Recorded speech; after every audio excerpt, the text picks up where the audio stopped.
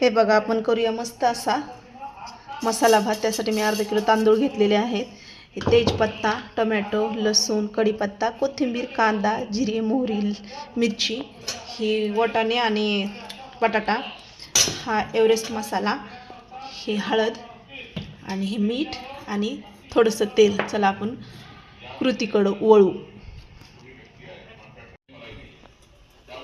हे बघा, मी पातेलं गरम करत ठेवले, त्याच्यात आपण तेल घालून घेऊया। हे असं पूर्ण आणखी थोडंसं तळायला वेळ लागेल असं। त्याच्यात आता आपण हे जिरे घालून घेऊया।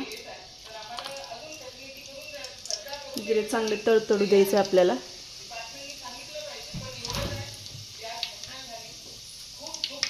त्याच्यानंतर हे मोहरी घालूया आपण। ही आपण हे तेजपत्ता पण घालूया आपण। हे बघा असं, हे लसूण पण घालूया आपण ह्याच्यात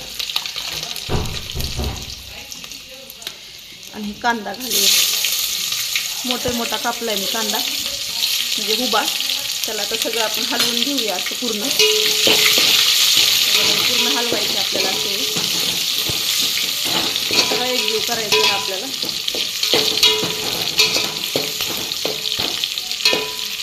चांगला ब्राऊन झाला पाहिजे कांदा।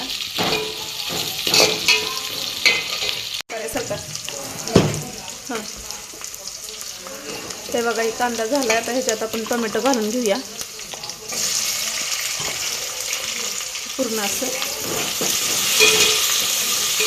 टोमॅटो घातले बघा पूर्ण असं, चांगलं मऊ होऊ द्यायचं टोमॅटो। ही मिरची बी घालून घेऊया आपण। तिखटवाली मिरची आहे, त्यासाठी मी ती तिखटवाली मिरची होती, त्याच्यामुळे 2-3च घातल्यात मी। ह्याला चांगलं आपण मसाल्याला एकजीव करून घेऊया। आता आपण चांगलं भाजलं पाहिजे। हे बघा, मसाला सगळा आपण भाजलाय। त्याच्यात आपण हळद घालून घेऊया थोडीशी। हा एव्हरेस्ट मसाला आहे, ह्याचं प्रमाण जरा जास्त घालायचं, कारण दुसरा मसाला नाही वापरणार आपण। हे सगळं एकजीव करून घेऊया आपण। त्याच्यात बटाटे वाटाणे घालून घेऊया आपण पूर्ण।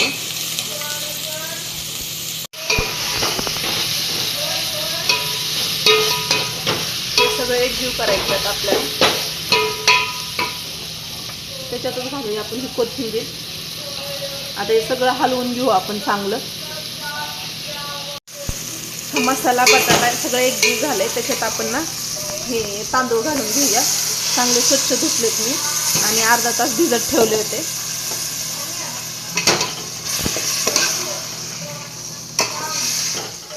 त्याला सगळं मी एकत्र करून घेते असं पूर्ण। हे बघा,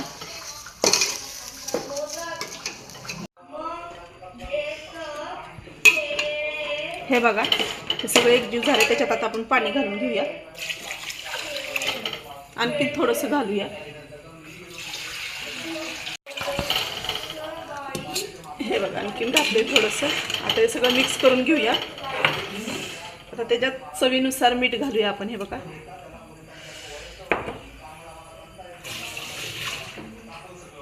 आता हे शिजायला तर लागतील ह्याला 15-20 मिनटं।